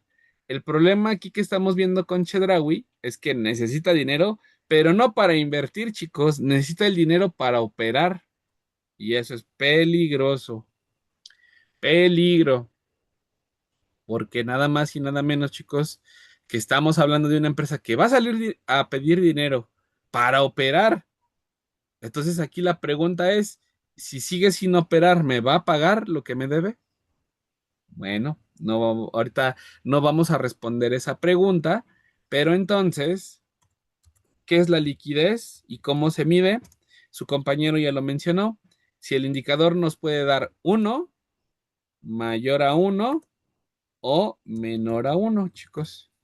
Así se lee la liquidez. La liquidez se lee con estos tres indicadores. Si es uno, es una relación uno a uno, o sea, vamos a llamarle neutra. ¿Por qué neutra? Pues porque lo que tienes es lo que debes y lo que debes lo puedes pagar con lo que tienes. Entonces, es neutra. Si es mayor a uno, tenemos un exceso de liquidez. Y si tenemos un indicador menor a uno, tenemos una deficiencia de liquidez. ¿Ok? Y habrá que tomar decisiones, chicos, pero no comamos ansias, porque lo que sigue, pues no es nada más la liquidez. Ujú. Ahora, hay otras razones financieras, como por ejemplo, prueba de ácido, es la segunda razón financiera, que se calcula restando al activo circulante menos el inventario entre el pasivo a corto plazo. La siguiente es la razón de liquidez inmediata, chicos, que es el efectivo y equivalentes de efectivo. Bueno, puro, ahora sí que el puro efectivo, chicos, entre el pasivo a corto plazo. La que sigue se llama razón de margen de seguridad, perdón, que es el capital neto de trabajo entre el pasivo a corto plazo. Y el intervalo defensivo, razón de intervalo defensivo, que es efectivo y equivalentes, inversiones y cuentas por cobrar. Esto se divide entre los gastos operativos que se van a desembolsar por 365 días. Y aquí, chicos, algo que no les mencioné es que las razones financieras se pueden leer en veces, en porcentaje o en tiempo. Es una de las otras formas para leer razones financieras, chicos. ¿Por qué en tiempo, chicos? Porque en tiempo es qué tiempo tengo para tomar la siguiente decisión. El gran meollo de esas razones financieras, que me van a permitir saber en qué tiempo me sobra o me va a faltar ese dinero. Y lo vamos a ver más adelante, más detenidamente. Pero aquí, mientras tanto, esas son las razones de liquidez, chicos. Ya las habían visto anteriormente, supongo, ¿no? Bueno, algunos las vieron como hacen las NIF. Ajá, adelante. ¿Alguien iba a hablar, perdón? Maestro, sí, cuando dijo que se podían leer en tiempo, pero si dice dos, o sea, si es uno sobre dos, que podíamos pagarlo, por ejemplo, el caso de Liverpool, que podíamos pagar la deuda dos veces, ¿cómo lo leería, pero en tiempo? Ah, muy bien. Buena pregunta. A lo que yo me estaba refiriendo es que hay un grupo de razones financieras, me voy a adelantar tantito. Bueno, que son estas, de hecho, las de actividad, que se leen así. Estas se calculan por la antigüedad de cuentas por cobrar y esto nos da la rotación de cuentas por cobrar. Existe la antigüedad de cuentas por pagar y la rotación de cuentas por pagar. Y está la rotación de inventarios y la antigüedad promedio de inventarios. Estas razones financieras se leen en tiempo. ¿Por qué se leen en tiempo? Porque las calculas en los días que te tardas o que te apresuras a vender, a cobrar o a pagar. Y lo que mencioné hace ratito, que fue la de liquidez, esta de acá, esta no se lee, esta no podría leerse en días porque su cálculo es meramente puede ser de porcentaje. Me pusiste un ejemplo, uno entre 2 da 0.5. Ah, ¿qué significa el 0.5? Por cada peso solo tengo 50 centavos para hacerle frente. Entonces, no habría una medida de tiempo, habría una medida de veces o de pesos. Ajá. A eso es a lo que yo me refería. No hay un cálculo exacto en días de esta de liquidez. No sé si me expliqué. Sí, ¿Sí, Pi? gracias. Sí, Sí, de nada. Las de días son estas que vienen aquí abajito. Ah, bueno, aquí dice acá, las razones de actividad se emplean para medir la eficiencia en la operación de la empresa y se relacionan con qué? Con el uso de los activos, chicos. Eh, Hay algo que es vital, no olvidar que los activos pues, son el motor de la generación de flujos de efectivo. Si los activos están descuidados, pues mis flujos van a estar descuidados. Por eso la eficiencia operativa o la actividad operativa, como le quieran llamar, es importante porque sin esos activos, chicos, no tengo forma de cubrir el pasivo y el capital. De hecho, desde el inicio de las diapositivas, se los dejé muy en claro. Necesitamos maximizar el valor de la acción de los accionistas. ¿Cómo maximizamos el valor de los accionistas? A través de mayores flujos de efectivo. Pregunta, ¿quién genera esos flujos de efectivo? los activos. Los activos son los únicos encargados de generar ese flujo de efectivo. Sí, el pasivo me puede dar efectivo, me puede dar dinero, pero por un endeudamiento, no por la actividad de tu negocio. Ajá. Por eso, por eso el pasivo eh, no está contemplado en las razones de actividad, porque lo que tú quieres ver es si esos activos que tienes pueden pagar esas deudas que ya tienes contraídas. Ujú. Y ahora sí, las razones de actividad o eficiencia operativa, aquí viene el subtítulo aquí abajo, eficiencia operativa, pues son a corto plazo. Primero, las de a corto plazo, chicos, pues es cuentas por cobrar entre ventas netas. Y esto días del periodo, bueno, por los días del periodo, perdón, que siempre va a ser 365 días. Entonces, eh, ahora, aquí algo que hace falta aquí, y es otra forma de verlas, es que sean las cuentas por cobrar promedio. ¿Sí habían visto eso? ¿Se las enseñaron así, con cuentas por cobrar promedio? ¿O solo con cuentas por cobrar? Solo con cuentas por cobrar propio. Ah, ok. ¿A los demás igual? ¿Solo con puras cuentas por cobrar? Sí, igual. Ok. Fíjense, ¿eh? Entonces esto es nuevo para ustedes. Fíjense por qué. Miren, observen esto. Lo voy a hacer incluso así porque esto no es financiero, esto es contable. Miren, así. Y aquí voy a hacer mi esquema de mayor chiquito. Acá. Bueno, se entiende que esto es cuentas por cobrar acá. Ah, bueno, ¿cómo se llama? Clientes, ¿no? A ver si está como clientes. No, como cuentas por cobrar. Aquí está. Ahora sí que nada más para que vean cómo se complementan las áreas, contabilidad y finanzas. ¿Por qué? Voy a ocultar este, acuérdense que este no me sirve mucho. Entonces, presten mucha atención aquí, en este, o sea, aquí. La diapositiva que les presenté hace ratito es financiera, pero pasa algo interesante. Tus cuentas por cobrar de 2017 terminaron con 991, que es este saldo que tenemos aquí. ¿Sí? Hasta ahí se entiende, ¿verdad, chicas? Chicos, hasta ahí se entiende que es el saldo de la cuenta, ¿no? Sí, Ok, pero díganme, ¿cuál fue el saldo inicial de la cuenta por cobrar? 938. Correcto, muy bien, excelente. Quiere decir que de aquí, voy a insertar una flechita. Luego me dibujo unas flechitas para hacer más como señalamiento aquí en el Excel. Para que tu cuenta, escuchen esto, ¿eh?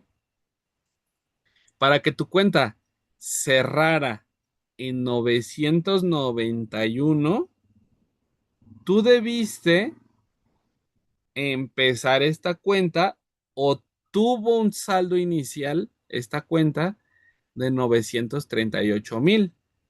Quiere decir que la diferencia, este menos estos 53,000 pesos, pues debieron acrecentar la cuenta, ¿verdad? O sea, la incrementaron. Pero también tuviste algunos cobros. No me puedes decir que durante el año no cobraste, ¿verdad? Digo, sería un tanto ilógico. Vendes a crédito, pero no cobras, pues como que también está raro. Entonces, chicos, lo que quiero decir es lo siguiente. Nosotros, si nos muestran un balance, estos movimientos que estoy poniendo en color durazno, no los sabemos. No sabemos ni cuánto entró ni cuánto salió, porque no nos los da la empresa Chedraui. No me va a decir, mira, ve todos mis cargos y ve todos mis abonos. No. Chedraui dice, ve mi saldo final y mi saldo inicial. Eso es todo. No te voy a dar más información, ni debo darte más información para que te vaya quedando claro, chava, ¿no? ¿Sí me explico hasta acá, chicos? qué es lo que estoy queriendo decir? ¿O no? Sí. Sí, Sí. profe. Va. Entonces, así los puse. Los X y los Y no los conozco, no sé cuáles fueron. Entonces pasa algo súper interesante. Oye, si yo quiero ser más asertivo con mi razón financiera, ¿qué tendría yo que hacer? Pues como no conozco estos valores, cuánto incrementó y cuánto disminuyó la cuenta, lo que puedo hacer es un promedio. ¿Cómo que un promedio? Pues sí, si tú tomas el saldo inicial más el saldo final y al resultado lo divides entre dos, ¿qué estás haciendo, contador, contadora? ¿Qué está ocurriendo? ¿Qué son esos 964.50 mil pesos, chicos? ¿Qué representan?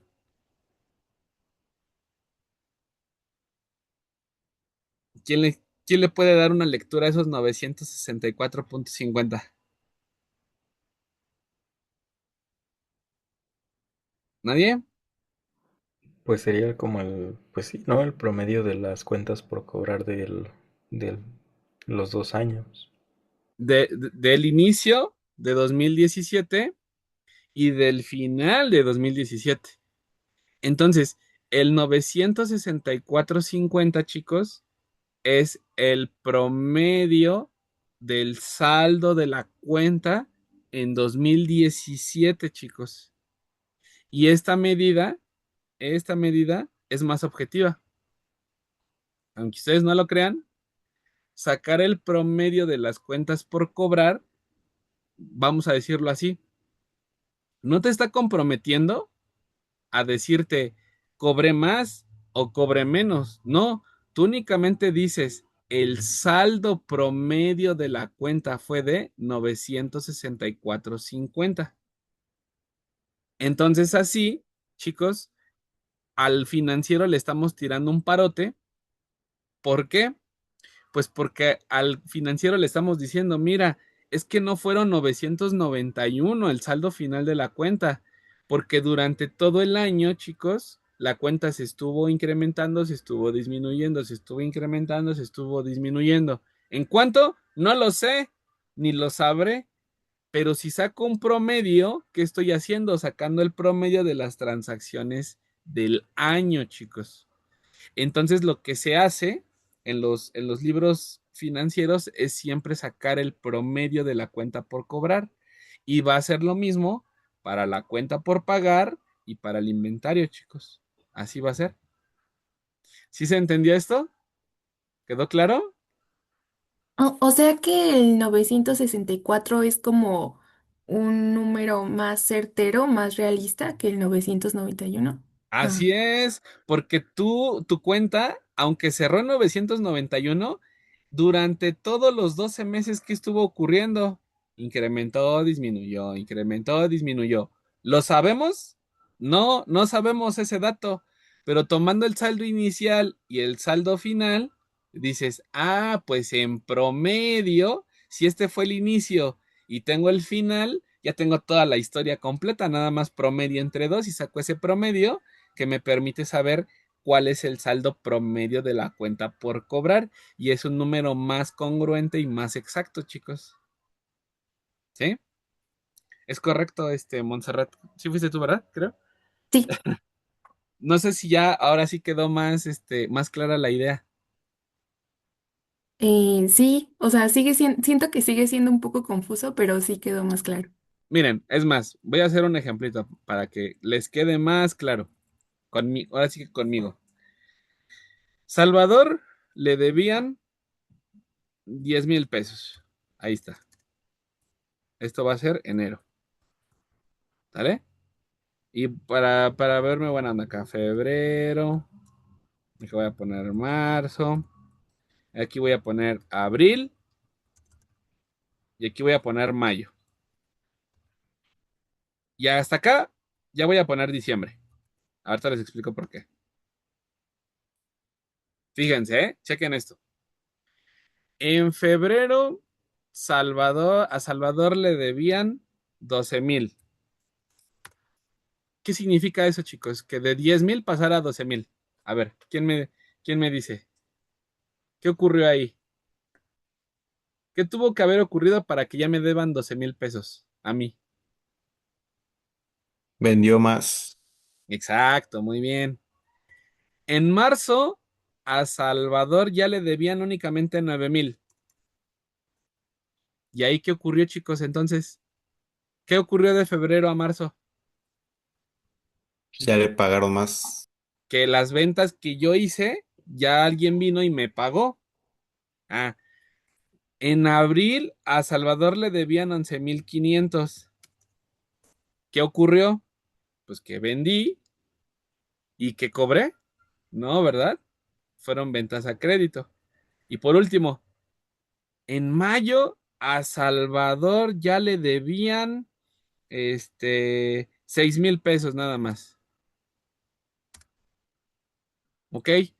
Y de mayo hasta diciembre, chicos, hasta diciembre se quedó el mismo adeudo de mis clientes. Me seguían debiendo 6,000 pesos. Hasta aquí, chicos, ¿se entendió la historia de lo que fue ocurriendo o no? Sí. ¿Sí, Pi? Va.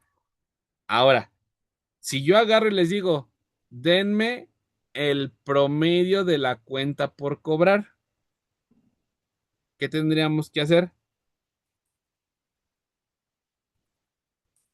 Agarrar solamente enero y diciembre. No, Dani. Pero si es el promedio de la cuenta, dijo que no sabía, o sea, que no importaba lo que había pasado en la historia de Pero aquí sí importa, Dani. ¿Por qué? ¿Por qué importa, Dani? Porque aquí sí importa. Porque te estoy dando lo que está pasando, ¿qué?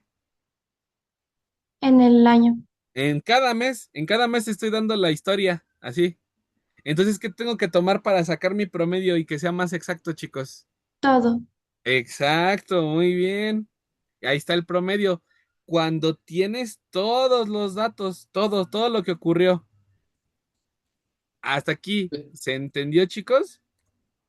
Pero el dato estaría mal, ¿no? Porque tendremos que tomar todos los meses y ahí solo está tomando mayo y diciembre y los demás meses. Ah, sí, esto es por mera, para no escribir los 12 meses, Luis. Lo que te estoy diciendo es que lo que te debían en mayo se quedó hasta diciembre, ya no pasó nada, no vendiste nada ni cobraste nada. No sé si me estoy entendiendo. Sí. A ver, es más, vamos a hacerlo. Quiero que les quede bien claro y que no generemos confusiones. Mayo, junio. Profe, pero en el otro que estábamos haciendo con la empresa es porque Ujú. solamente teníamos esos dos datos, o sea, el del 2018 y 17, y solo por eso sacamos el promedio. Pero en este caso, como sí tenemos pues todos los meses, se debe sacar, ¿Se debe de qué, perdón? o sea, o sea, sacar el promedio de todos. Ajá, es correcto, es correcto. Nada más que por pura convención me había quedado a mayo y suponía que de mayo a diciembre ya no pasaba nada. O sea, se quedó la cuenta igual, igualita, no pasaba nada. No sé si me expliqué. A ver, Ángel. No, sí. Ok, ok. Ángel, adelante. Sí, profe, una duda. ¿Este promedio que calculamos puede llegar a ser engañoso en algún punto? O sea, a ver, vamos por partes. El primer promedio que saqué, este de acá, ¿te refieres a este? ¿O te refieres al del ejercicio ya? El de acá. No, un ejemplo, ya cuando calculamos el de promedio inicial y final, nos dijo que el más certero es ese promedio que calculamos. ¿En algún punto puede llegar a ser engañoso con tantos movimientos que se hagan? Sí, o sea, es que estamos sometidos a ese riesgo de que puede ser no tan exacto, pero es más aproximado a la realidad. Ahorita, es lo que intento demostrar ahorita. ¿Por qué? Miren, ya está todo el año. Ahí está. Junio, julio, agosto, septiembre. Fíjense, ¿eh? Acá 5,000, acá llegó a 9,000, aquí se fue a 15,000, aquí se fue a 14,000, aquí se fue a 5,000. Aquí se fue a 5,500 y a 6,000. Ahí está. Ahora sí ya tienen todos los meses, todos y cada uno de los meses. ¿Sale? Entonces, si yo saco el promedio, ese es el promedio. En promedio, tus cuentas por cobrar de todo el año, ¿cuánto fue? 9,000 pesos. ¿Sí, Pi? ¿Hasta ahí vamos bien? Hasta ahí se entiende que en, Sí, en promedio, o sea, esos 9,000 se leen así, chicos. La cuenta por cobrar en promedio anual fue de 9,000 pesos. ¿Y qué te estoy yo queriendo transmitir con ese mensaje? Que durante el año mi cuenta por cobrar promedio fue de 9,000 pesos. Hubo meses que me pagaron, hubo meses donde no me pagaron. Y es lo que te estoy diciendo. Es ese dato el que deben de tener en la mente. Pero ¿qué ocurre con las empresas? Las empresas no te van a dar jamás lo que pasó aquí. Esto se vuelve totalmente desconocido para nosotros. Estos datos no existen en la empresa. ¿Sí, Pi? Únicamente yo me quedo con los 6,000 pesos. Acá. Estoy simulando. Entonces, como estos datos no los tienes, no te queda de otra más que sacar un promedio. ¿Sí? ¿De qué? Del saldo inicial con el saldo final. Y vean ustedes, si yo sumo 10,000 más 10 más 6,000, pues esto me va a dar 16,000. Eso es un hecho. Pero dividido entre 2, ¿cuánto me da de promedio, chicos? 8,000. Ajá. Quiero que vean, y eso es lo que ahorita su compañero me trató de preguntar si era engañoso. Pues claro, al yo no tener estos datos, al no tenerlos, pues chicos, estoy ciego, estoy completamente ciego ante esos 12 meses. Pero tomando el inicial y tomando el final, chicos, ¿qué ocurre? Que mi promedio es de 8,000, o sea, muy cercano a quién, muy aproximado a quién. A los a datos los reales. 9 de los que sí teníamos. Entonces, el promedio tiene un margen de error. Claro, chicos, lo tiene, pero es un dato muy próximo, muy cercano a. Por eso, nosotros podemos aplicar esto, porque ya me estoy aproximando con ese promedio. Y eso es lo que nos permite a nosotros los contadores, chicos, ser más cercanos a ese dato, porque estoy simulando que tengo los 12 meses y aún no teniendo los 12 meses me estoy aproximando, chicos, al dato real, al dato verídico. ¿Sale? Adelante, Ángel. Profe, ¿y qué pasa cuando en otros periodos tenemos el mismo promedio? Bueno, cuando queremos analizar la cuenta por cobrar, Ujú. en este caso supongamos que tenemos dos porcentajes iguales, ahí cómo se describiría que la empresa no ha tenido como, bueno, la cuenta no ha tenido como variaciones. O sea, tú me dices que para el próximo año te vuelva a dar 8,000 pesos, el promedio. Ajá. Ah, claro. Si sigue siendo constante los 8,000 anual, anual, anual, anual, anual, pues sí, lo que puedes presumir es que esa empresa ha sido conservadora a la hora de mantener ese crédito pendiente. Y es que, chicos, a ver, antes del cálculo, ¿realmente es viable vender a crédito? Pues no siempre, porque dices, si yo vendo es para obtener dinero ahorita en este momento, yo no estoy vendiendo para que me paguen dentro de un año. Entonces el crédito puede ser peligroso hasta cierto momento, pero si soy constante en mi política de crédito a los clientes, eso se va a ver reflejado en que anualmente la variación va a seguir siendo la misma, el promedio, perdón, el promedio va a seguir siendo el mismo de 8,000 pesos en la cartera de cuenta por cobrar. Entonces se mantiene estable. Entonces ahí puedes presumir que el comportamiento de la empresa es tener en crédito 8,000 pesos anualmente. ¿Sí me expliqué? Sí, profe, gracias. Va que va. Sí, adelante, Sebastián. Sí, ¿se me escucha? Sí, sí, sí. Yo tenía duda en que si siempre se debe manejar así como las cuentas por cobrar en promedios o se pueden ir variando, porque, por ejemplo, pues puede que varíe bastante en mi saldo de diciembre al de enero y pues el promedio va a ser distinto a que si lo manejo solo el de diciembre, o también puede que me dé algún saldo negativo en algún final de año y pues al promedio igual también cambiaría bastante. Entonces, ¿siempre se debe manejar como promedio o lo puedo ir variando? Oh, buena pregunta. A ver, y primero una precisión. Se supone que contablemente el saldo de diciembre es el saldo de apertura de enero. O sea que, ¿y qué intento decir? Que no debería de cambiar el saldo, porque acuérdate que el saldo de la cuenta en diciembre es tu saldo de apertura de enero. Entonces, por definición, no deberías de tener otro saldo. Si tú me estás diciendo que hay otro saldo en enero, bueno, es porque ya transcurrió enero, pero el saldo con el que empiezas el 1 de diciembre del siguiente año siempre va a ser el del 31 de diciembre. No puedes arrastrar otro saldo distinto. Esa es una precisión que quiero hacer. La segunda precisión es la que está en la diapositiva, porque la diapositiva les está poniendo cuentas por cobrar del periodo.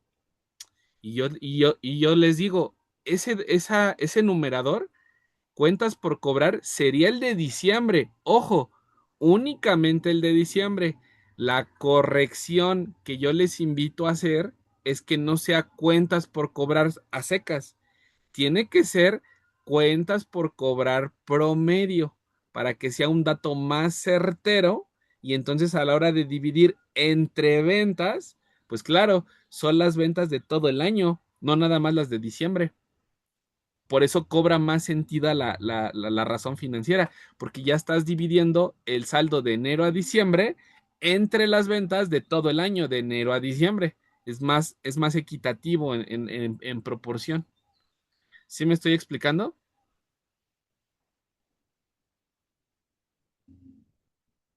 Sí, Sí, va que va. Héctor, adelante. Y, por ejemplo, ¿no puede cambiar el saldo de diciembre a enero, que sería el inicial, por un ajuste, o ese se refleja hasta después? Buena pregunta. En teoría, de acuerdo a la NIF B13, sí, C13, perdón, a pesar de que tienes un ajuste, el ajuste lo aplicas o deberías de aplicarlo en diciembre, a menos de que sea un fenómeno extra supranormal, pues sí afectaría enero, pero solamente como un cambio prospectivo. Eso es parte del temario, eso es parte del temario de cuenta 4, porque justamente el saldo no debería de cambiar, debería de verse reflejado de la misma manera como cerró diciembre. Dudo mucho que exista una pauta para que tenga que variar el saldo inicial, ¿eh? Pero déjame lo corroboro y la próxima clase igual lo comentamos por efectos de la misma clase y esto que estamos comentando el día de hoy, porque no debería de cambiar. El saldo final es el saldo inicial. En el inventario pasa eso con la tabla de almacén. La tabla de almacén tiene el saldo final del inventario no solo en pesos, sino en unidades, y con esas unidades empiezas el siguiente ejercicio, el siguiente periodo. Pero lo checo y lo corroboramos con más detenimiento eso. ¿Les parece? Sí, Bueno, ah, sí, hasta aquí se ha entendido, chicos. ¿Vamos bien? Sí, Ok. ¿Qué vamos a hacer para la siguiente sesión? Porque ya vi el reloj, ya son las 2. Vamos a calcular todas las razones financieras de eficiencia operativa para comparar a dos empresas. Este me importa mucho, chicos, porque aquí se puede ver el ciclo del efectivo. Después de las razones de actividad operativa a corto plazo, vienen las razones de actividades de largo plazo, que es la rotación de activos totales y la rotación de activos productivos, que ya nada más es una división entre ventas, entre activos, para ver en cuánto aportan estos activos a las ventas. Eso es lo que está tratando de reflejar. Son las únicas dos razones financieras que hay de largo plazo. De corto plazo son estas. Y esto no lo menciona la diapositiva, pero trabajando con las tres, con la rotación de cuentas por cobrar, la rotación de cuentas por pagar y la antigüedad promedio del inventario, chicos, se puede calcular el ciclo del efectivo, lo que les había comentado alguna vez en clase. Ahí podemos ir amarrando cómo va a ir, en cuántos días desembolsa la empresa para invertir y en cuántos días retorna ese dinero a la hora de que ya vende y cobra. Entonces, eso es lo que vamos a calcular para la siguiente sesión, que es una parte muy relevante del temario en sí, ¿vale? Bueno, hasta aquí dudas, chicos, comentarios. ¿Se entendió este inicio? Sí, profe. ¿Va a pasar el Excel que estuvimos Sí, trabajando? Por favor, gracias. ok, sí, el que ya trabajé sí lo guardo y se los comparto, ¿sale? Igual les paso Ay, las gracias. diapositivas para que las revisen, les den una checadita. Estas son más amplias, chicos, son 269 diapositivas que traen muchísimos temas. También son muy buenas, se las recomiendo que las tengan ahí presentes.